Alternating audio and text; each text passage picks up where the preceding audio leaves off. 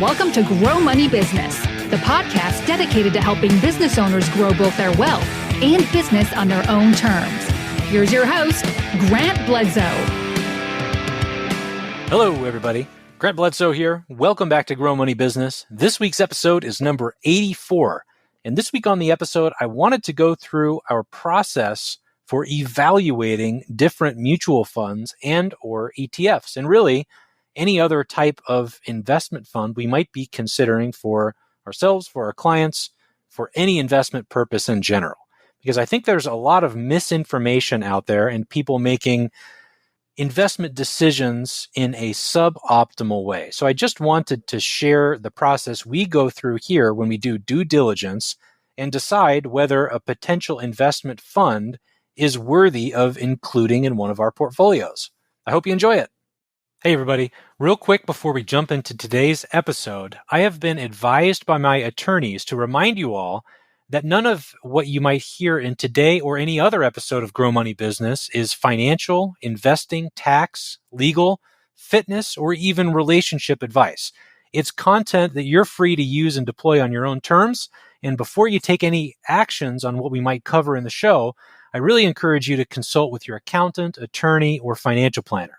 If you don't have a financial planner and think that you might need one, be sure to check out threeoakswealth.com to learn more about my firm's planning, advice, and investment services. Alrighty.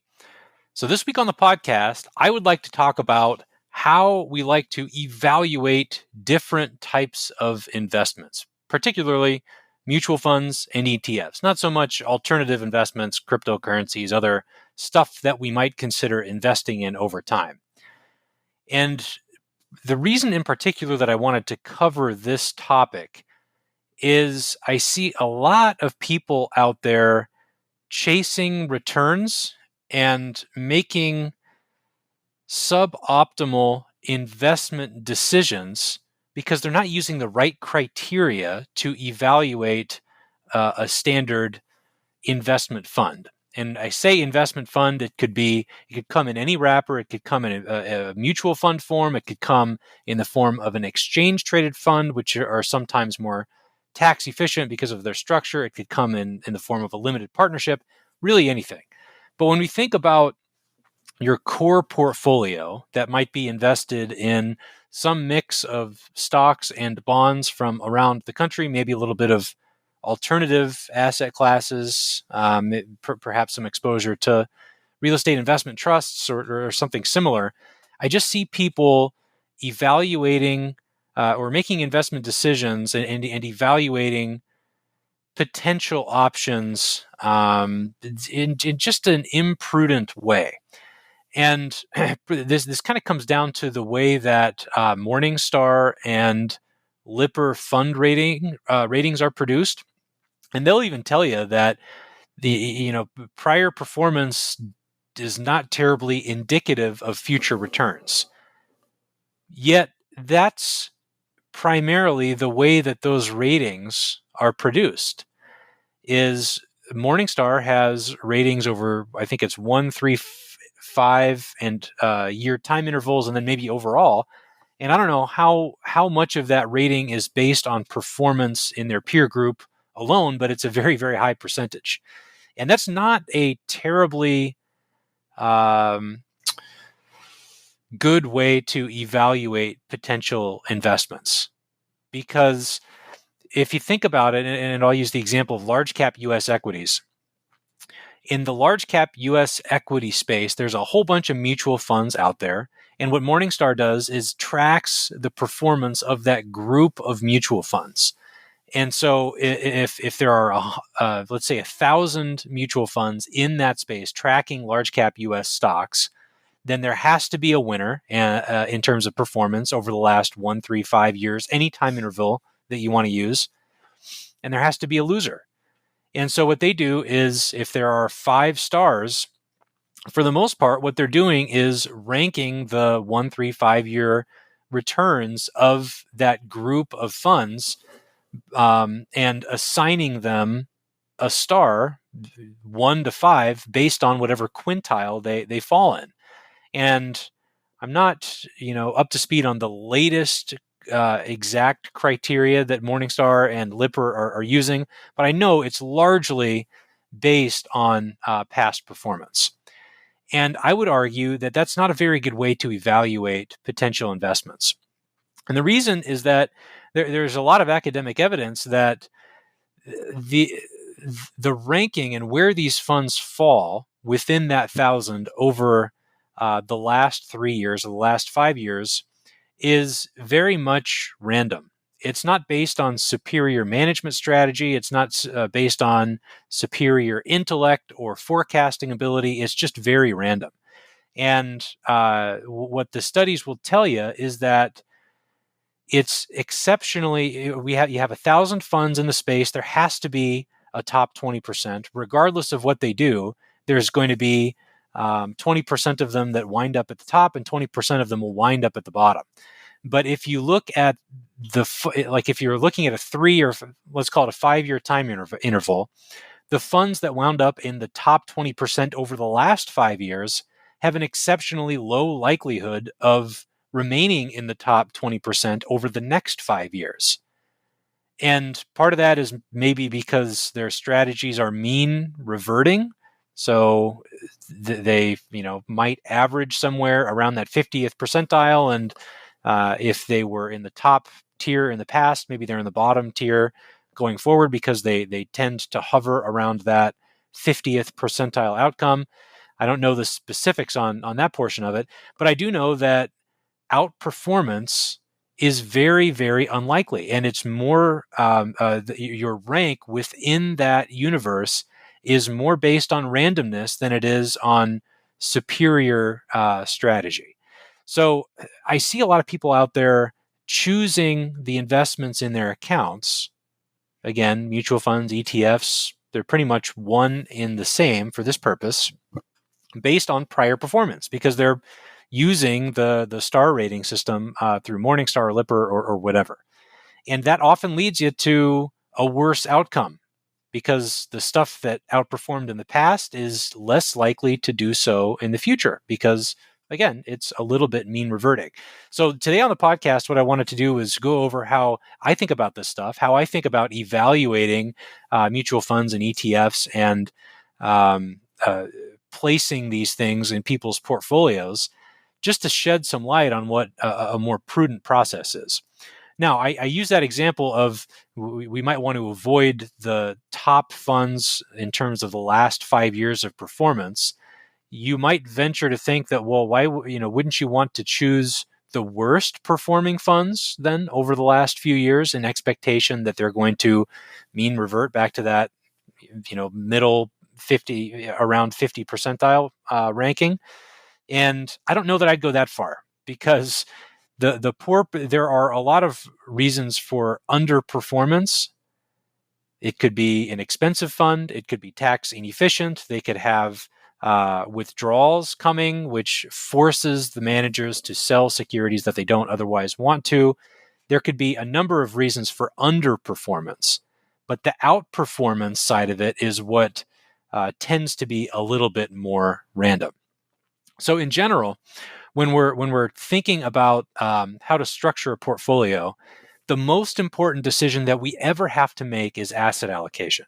How much of your accounts are going to be in stocks versus bonds, U.S. domestic versus international and emerging markets, large cap, small cap, high yield versus investment grade, government versus mortgages, whatever the asset decisions that you're making are, that decision is far more important than whether you should be in large cap U.S. stock fund A or large cap U.S. stock fund B. And another analogy that I use pretty frequently is your decision of whether to be in stocks or bonds is a heck of a lot more important than your decision of whether to buy Lowe's or Home Depot.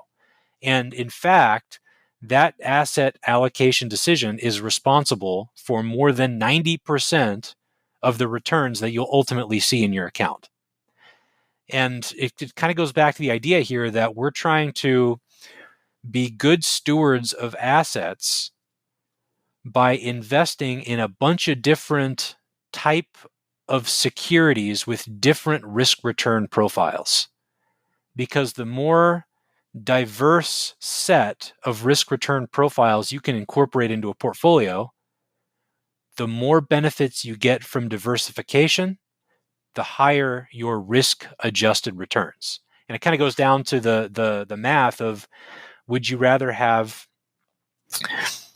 7% returns every single year, or would you rather have 7% average returns, where in some years you might get 0% and in other years you might get 14%? Well, I would much rather have 7% returns year in, year out. And so in terms of risk-adjusted return, the more diverse set of securities and asset classes, and by the way, the reason that we have asset classes are because we want to classify different securities by their risk-return characteristics. That's the definition of an asset class in the first place. So what we want to do is cram together a different mix of risk-return profiles to where the sum gets us to a portfolio with a minimum amount of risk per unit of return. And if we're doing our job, then the amount of risk you're taking at the portfolio level is commensurate with your objectives and your comfort level with risk and all those ordinary things we like to think about when structuring a portfolio. So in your core portfolio, your long-term asset allocation, how much you have in stocks versus how much you have in bonds, again, geographic, cap size, those kinds of decisions, far more important than the securities within each of those asset classes that you choose. And so when we're trying to evaluate different investments, well, I don't know whether mutual fund A or mutual fund B is a better fit before going through the asset allocation exercise. Because if you're trying to get to a 60% stock, 40% bond portfolio, we can pick the optimal equity fund to build the 60% of your portfolio that's going to be in stocks, but you have to start with that asset, that optimal asset allocation first.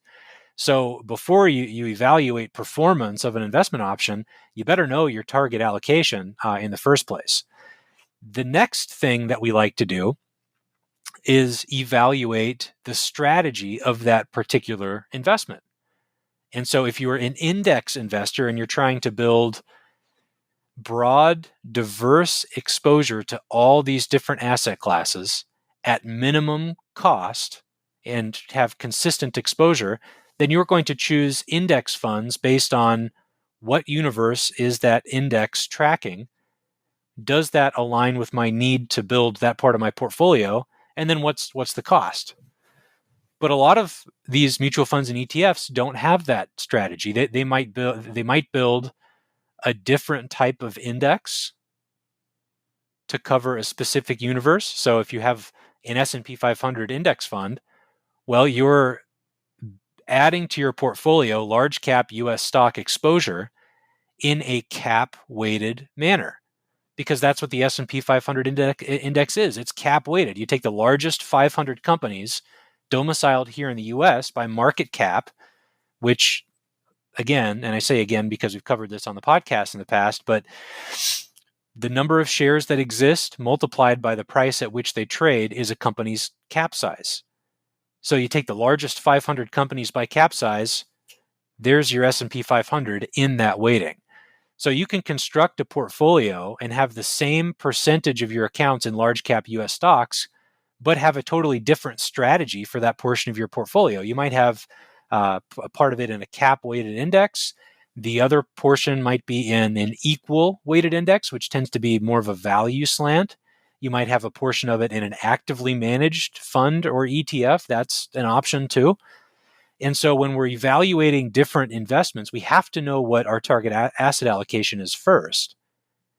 And then we want to choose a fund with a strategy that aligns with what we're trying to accomplish. There's nothing wrong with a cap-weighted index fund. It does really, really well because it's so inexpensive and easy to build and consistent. Where I think people get into trouble is choosing investments with a strategy that is a little bit more active and deviates from their core portfolio objectives. So for someone who's wants to be a little bit more tactical, and there's a fund manager out there who times the market or rotates throughout different sectors in the market based on what's going on in the business cycle and the economy and so forth, and they're able to produce pretty good returns, that's great. I'm not going to try to talk somebody out of that kind of strategy if that's what they're into. But just know that if a portion of your equities in your portfolio are rotating through different cycles, that's an inconsistent strategy. And there might be times where if you're in, consumer cyclicals as a portion of your portfolio, when defense does really, really well, you might miss out on that portion of the cycle. You might miss out on some returns. So what I'm getting at here is with the core portion of your accounts in your portfolio, it's important to be consistent. And if you want to allocate some of your accounts to a more tactical strategy, that's fine. Just know that it probably shouldn't be considered part of your core portfolio. It should be considered part of a tactical portfolio, which is a little bit different. So know your asset allocation, number one.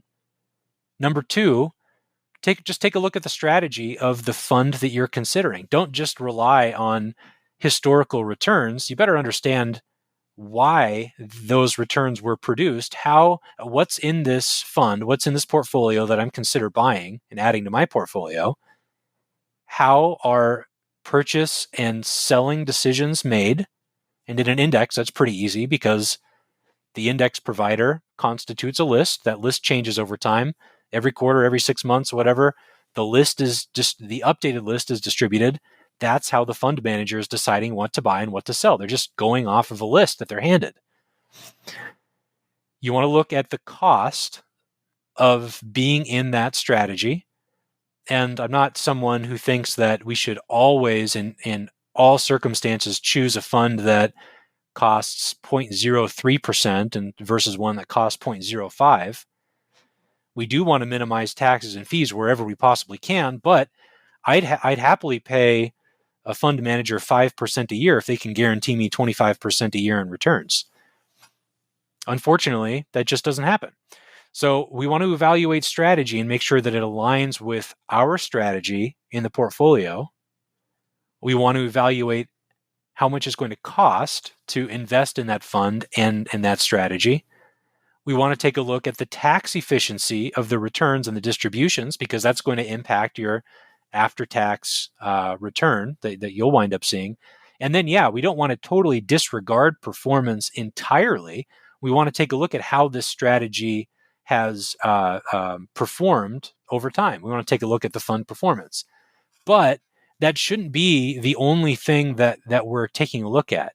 And so if your investment process is one where you think that you want to be in like 80% stocks, and so you take a universe of all the stock funds that exist and then eliminate all of those funds except for the ones with the 5-star Morningstar rating, that's leading you down a bad path, because that rating system, again, is just based on historical performance and is absolutely no guarantee of what's going to happen in the future. What I would argue you should do is filter that universe by funds that cover the asset class you're trying to represent by adding them to your portfolio, and then filter by the ones that have strategies that align with your intentions and personal philosophy. And then you maybe rank them by cost, because you can't guarantee returns going into the future, but you do know that a fund that costs 0.5% per year is going to take more out of your pocket than one that costs 0.25% per year. So the returns aren't guaranteed, but the operating expenses certainly are. So we want to evaluate that. And then finally, yes, we do want to look at performance, but only once the other areas are already in place and aligned with what you're trying to do with your household portfolio. Now, beyond that, there are a couple other points of criteria that we like to look at when doing due diligence on all this stuff. You want to look at the history and stability of the fund management company. So something that's brand new is sometimes not the most stable thing to put your money into. And then you also want to look at tenure and stability of the fund managers too. And usually there's a group, but if it's a fund where there's a new manager that rotates through that fund every other year, that's kind of a red flag that would make me think twice, or at least dig a lot deeper into why there's been that kind of turnover and whether or not that's an acceptable structure for my accounts. So those are a couple things that I like to evaluate. Now, I mentioned the difference between core and tactical strategies. If you're someone who does want to employ tactical strategies, and that could mean anything, but anything that's not a long-term buy and hold consistent kind of exposure. Maybe it's a market timing, maybe it's a sector rotation. It could be a long short fund. It could be option strategies. Any of that flavor of investment fund. If it's something that you believe in and something that has done well and has a strategy that you can get on board with, I'm not saying that you shouldn't go that route. I think that it leads people down a dangerous path because it's very hard to have a consistent allocation when you're relying on a lot of tactical strategies for a large portion of your portfolio. And it kind of goes back to the old saying, it's you want to be fearful when other people are greedy and greedy when other people are fearful. It's easy to say in practice, but it's very, very hard to remain invested consistently when it feels like the sky is falling. But that kind of challenge is what will lead you to the best results long term. And you just risk missing out on the best days in the market if you rely on a tactical strategy, because tactical strategies are more in and out. And back to those studies that I've referenced in the past of long-term returns if you miss out on the best days in the market. And we had one, I think I cited one just a couple weeks ago, a couple episodes ago. So go back and listen to that. But you have to remain consistent. Well, let me rephrase it. The path to the best outcome is to have a consistent allocation, a consistent philosophy, and remain invested through thick and thin, even when it's hard to do so. And it's the easiest to think about, but it's the hardest to execute on. Tactical strategies can be kind of a pressure release valve where it gives you an opportunity to get out of the market, take a breather, but you miss out on the best days sometimes by doing that. It's easy to make excuses for being out of the market when it's hard to jump in during stressful periods. But that's why those are the days that return the best too. So those are a couple thoughts here. Again, this structure and how we do our due diligence here at the firm and evaluate different types of investments to add in our portfolio, it can be applied to anything. Predominantly, we use ETFs and mutual funds in our firm, but it could be private placements, it could be limited partnerships, really anything under the sun. But just make sure that your target asset allocation is something you've arrived at first. And from there, you can back into how much of your portfolio should be exposed to these different asset classes. And at that point, you can start evaluating strategy of different funds, different securities that comprise different universes of stocks.